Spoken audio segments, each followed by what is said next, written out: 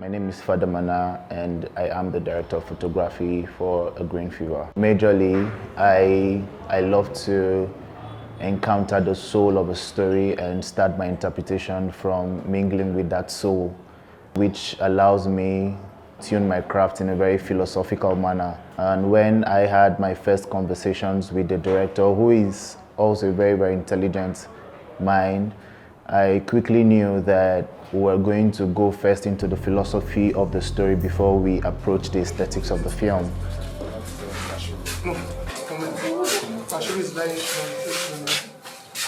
It took me a while to understand the thematic relevance and all of the deploying that the story had to do before looking at the beauty that we were going to establish cinematically.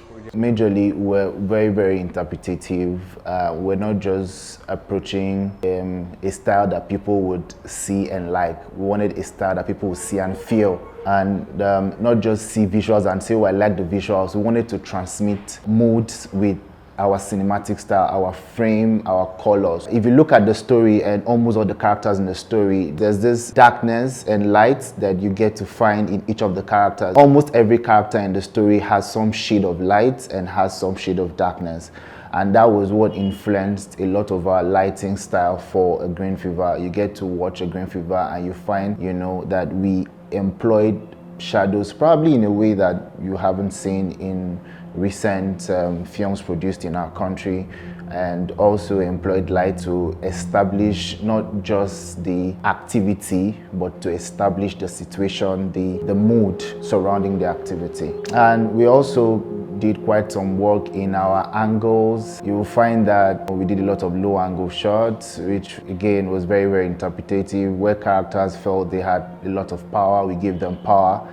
Where characters felt they were drowned, we drowned them. Where characters felt they were above the roof, we kept them above the roof.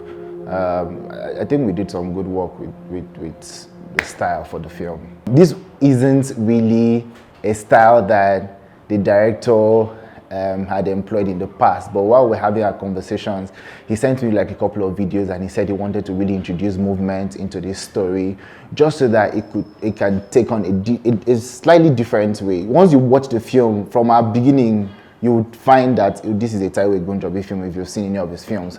But there will be introduced movements to stay a little bit conventional while still carrying our unconventional suit around.